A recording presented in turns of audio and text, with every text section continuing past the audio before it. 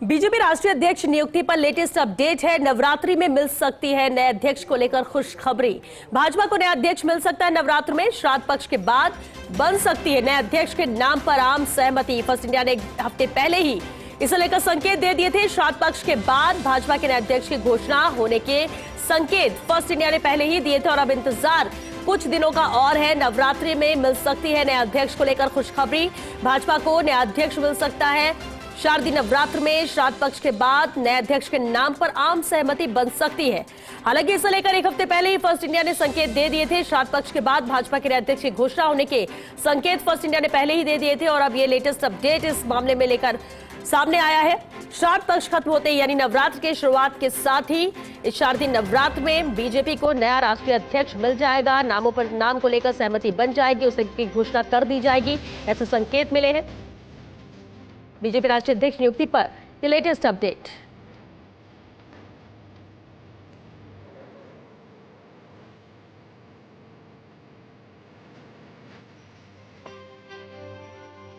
हालांकि एक हफ्ते पहले ही फर्स्ट इंडिया ने इसे लेकर संकेत दे दिए थे।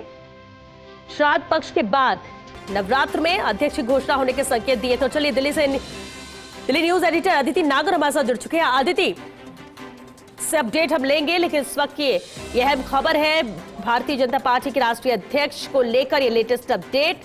नवरात्र में बीजेपी को नया राष्ट्रीय अध्यक्ष मिल सकता है, इसकी घोषणा की जा सकती है, नाम पर सहमति बन सकती है। फर्स्ट इंडिया से लेकर पहले ही संकेत दिए। तो चलिए एक बार फिर से अदिति हमारे साथ जुड़ चुकी है।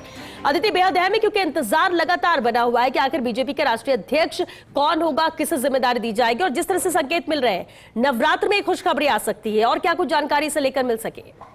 जाहिर तौर पर लंबे समय से इस बात की चर्चा और लंबे समय मतलब लगभग 1 साल से ज्यादा का वक्त हो चुका है क्योंकि इस बात का इंतजार था कि पार्टी को नया राष्ट्रीय अध्यक्ष कब मिलेगा। बिहार चुनाव से पहले मिलेगा। कुछ समय पहले जब वाइस प्रेसिडेंट के चुनाव थे तब हमने आलाकमान के सूत्रों से चर्चा की तो उन्होंने इस बात का संकेत किया था कि श्राद्ध पक्ष खत्म होने के बाद पार्टी को राष्ट्रीय अध्यक्ष मिल सकता है। वाइस प्रेसिडेंट के चुनाव वाले दिन का मैं आपको जिक्र कर रही हूँ। और आए तौर पर भारतीय जनता पार्टी कभी भी कोई अच्छा काम करने के लिए उस समय तारीख और कहीं ना कहीं उस शुभ दिन का इंतजार करती है। पहले भी कई बार ऐसा हो चुका है और जब शपथ भी लेनी हो किसी राज्य में तब भी समय देखा जाता है, काल देखा जाता है, उस लिहाज से अच्छे दिन को चुना जाता है।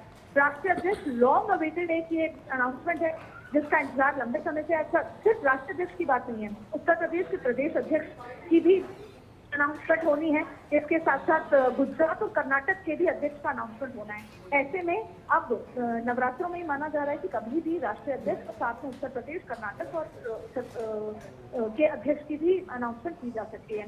तो फिलहाल इंतजार है कि जैसे ही नवरात्रि का पहला दिन आएगा, संभवतः क्योंकि इसको लेकर बैठकों का दौर भी हो चुका है, इसको लेकर आलाकमान के ने या BL संतोष ने कई मुख्यमंत्रियों से, बड़े मिनिस्टर्स से चर्चा भी की है। लगभग 30 से ज्यादा मंत्री और बड़े नेता हैं, मुख्यमंत्री हैं, जिनसे सुझाव मांगा गया कि कौन होना चाहिए।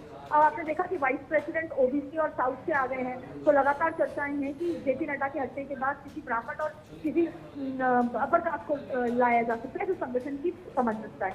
तो इंतजार है और ये पहले भी संकेत आ चुके हैं कि जिस तरीके से श्राद्ध पक्ष खत्म होगा उसके बाद नियुक्ति या अनाउंसमेंट किया जा सकता है।